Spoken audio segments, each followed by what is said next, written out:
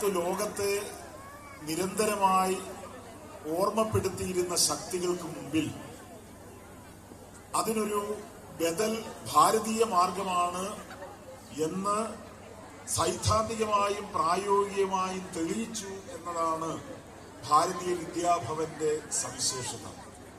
ശിലാജാഠ്യം പിളർന്നെത്തും India എന്ന വികാരമേ, അന്ധക്കരണ പുഷ്പത്താൽ നിന്നെ അർച്ചന ചെയ്യൂ ഞാൻ എന്ന് വിഷ്ണുനാരായണ നമ്പൂതിരി എഴുതിയിട്ടുണ്ട്.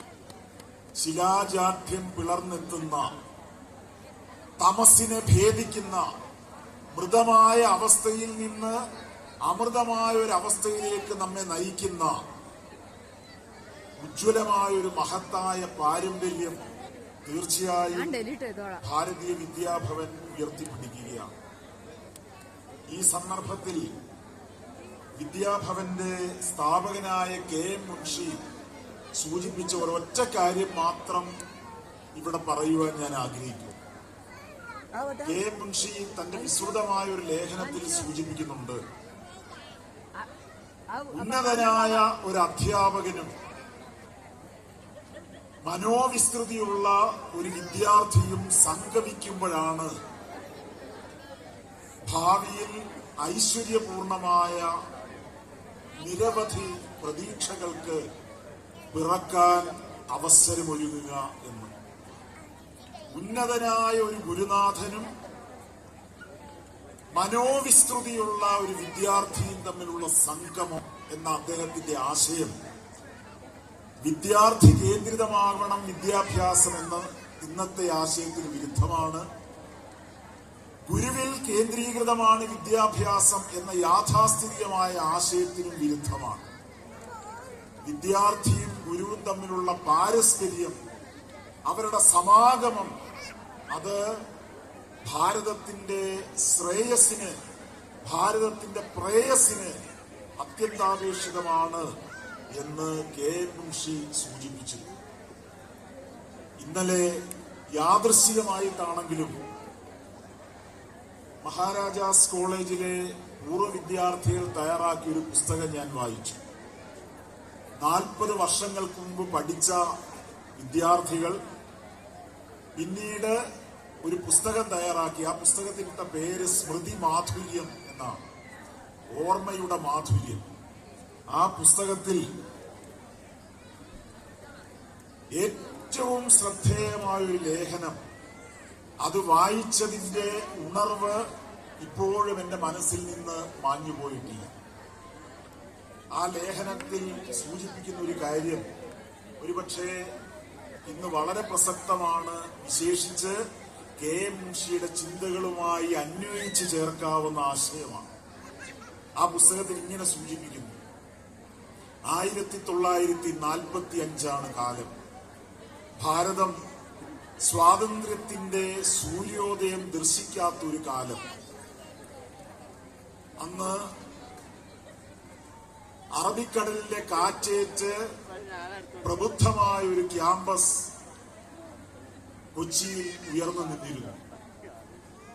എറണാകുളം മഹാരാജാസ് കോളേജ്, നാഗലിംഗ വൃക്ഷങ്ങൾ പൂത്തുനിൽക്കുന്ന, ഉന്നതമായ അറിവിന്റെ പ്രകാശം ചൊരിയുന്ന വലിയ ഗുരുനാഥന്മാർ പഠിപ്പിക്കുന്ന ഒരു കലാലയം. ആ കലാലയത്തിലേക്ക് കൗമാരത്തിന്റെ കൗതുകം വിട്ടൊഴിയാത്ത ഒരു വിദ്യാർത്ഥിനി, തേജസ്വിയായ ഒരു വിദ്യാർത്ഥിനി കടന്നു വരുന്നു. നിങ്ങൾ ഓർക്കണം, 1945 കാലം. നെഞ്ചിലടക്കി പിടിച്ച പുസ്തക കെട്ടുകളുമായി ഇന്റർമീഡിയറ്റ് ക്ലാസ്സിലേക്ക് ആ കുട്ടി ചെല്ലും. തന്റെ സഹപാഠികളൊക്കെ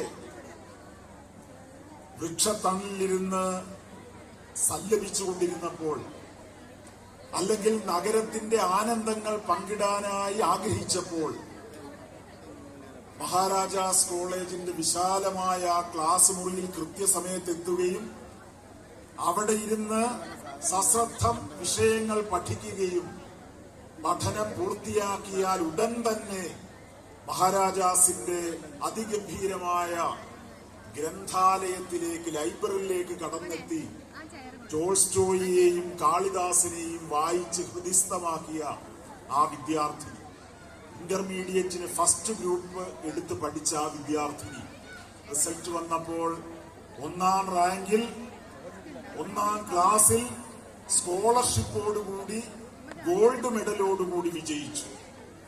അന്നത്തെ കാലത്ത് ഫസ്റ്റ് ഗ്രൂപ്പിനെ വിശേഷിച്ച് സയൻസിന് പഠിക്കുന്ന ഒരു കുട്ടി ഇത്രയും ഉന്നതമായ വിജയം നേടിയാൽ സ്വാഭാവികമായിട്ടും ആ കുട്ടി ചേരുക BSc സയൻസ് വിഷയങ്ങൾക്കാണ്. അങ്ങനെ ആ കുട്ടി ഈ ഉന്നതമായ വിജയം നേടിയ ശേഷം BSc സയൻസിന് അഡ്മിഷൻ എടുത്തു. അഡ്മിഷന്റെ ആ ചുമതലകൾ പൂർത്തീകരിക്കുവാനായി മഹാരാജാസ് കോളേജ് പ്രിൻസിപ്പലിന്റെ റൂമിലേക്ക് കടന്നു ചെല്ലുകയാണ്.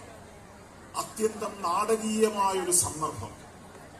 ആ വിദ്യാർത്ഥിനി പ്രിൻസിപ്പളുടെ റൂമിലെത്തി. പ്രിൻസിപ്പൾ ആ വിദ്യാർത്ഥിനിയെ ശ്രദ്ധിച്ചു. എന്നിട്ട് ആ വിദ്യാർത്ഥി അടുത്തേക്ക് വാത്സല്യത്തോടെ ക്ഷണിച്ചു. അപ്പൊ ആ വിദ്യാർത്ഥി സർട്ടിഫിക്കറ്റുകളും അപേക്ഷാ ഫോറവും പ്രിൻസിപ്പളിന്റെ മുന്നിൽ വെച്ചു. പ്രിൻസിപ്പൾ ആരായിരുന്നു എന്ന് നമ്മൾ ഓർക്കണം. പവിത്രമായ പ്രകാശം പ്രയോജനമുള്ള ദിക്കിലേക്ക് നയിച്ച, ഇംഗ്ലീഷിന്റെ അവസാന വാക്ക് എന്ന് മുണ്ടശ്ശേരി വിശേഷിപ്പിച്ച, ഓക്സ്ഫോർഡിലെ പ്രൊഫസർമാര് പോലും ആദരവോടെ നോക്കിക്കണ്ട മലയാള സാഹിത്യ ചരിത്ര സംഗ്രഹം എഴുതിയ പ്രശസ്തനായ സാഹിത്യ വിമർശകൻ പ്രൊഫസർ P. ശങ്കരൻ നമ്പ്യാരായിരുന്നു അന്ന് മഹാരാജാസ് കോളേജിന്റെ പ്രിൻസിപ്പൽ. ആ പ്രിൻസിപ്പലിന്റെ മുമ്പിൽ ആ വിദ്യാർത്ഥിനി ആദരവോടെ നിന്ന് തൊഴുതു. എന്നിട്ട് അപേക്ഷാ ഫോറം കൊടുത്തിട്ട് പറഞ്ഞു, അങ്ങയുടെ ഒപ്പോടുകൂടി എന്റെ അഡ്മിഷൻ പൂർത്തീകരിക്കപ്പെടുകയാണ്, BSc സയൻസിന് ഞാൻ ചേരുകയാണ്. അപ്പോഴാ അധ്യാപകൻ ആ വിദ്യാർത്ഥിനിയോട് പറഞ്ഞു, നീ സയൻസിനല്ല ചേരേണ്ടത്, നീ ചേരേണ്ടത് മലയാളത്തിനാണ്.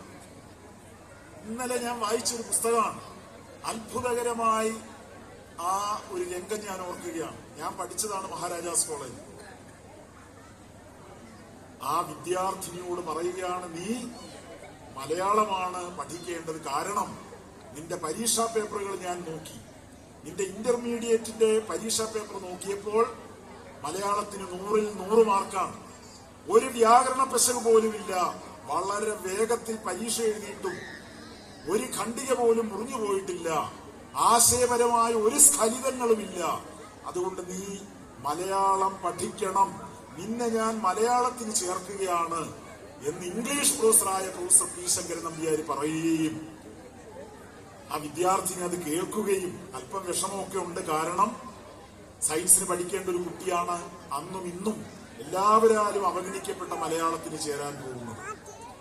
ആ കുട്ടിക്ക് ആ നിർദ്ദേശം കൊടുത്ത് ഒപ്പിട്ട് സാറ് കൊടുത്തുവിട്ടു. ആപ്ലിക്കേഷൻ ഫോമുമായി മലയാളം ഡിപ്പാർട്ട്മെന്റിൽ ചെല്ലുമ്പോൾ ഞാൻ ആലോചിക്കുകയാണ്, ഇത്തരത്തിലുള്ള മഹാന്മാരായ ഗുരുനാഥന്മാരുടെ വലിയൊരു അഭാവം നമുക്കിന്നുണ്ടായിരിക്കുകയാണ്. പണ്ട് അധ്യാപകർക്കൊപ്പം സരസ്വതി ഉണ്ടായിരുന്നു, അവർക്കൊപ്പം ലക്ഷ്മി ഇല്ലായിരുന്നു.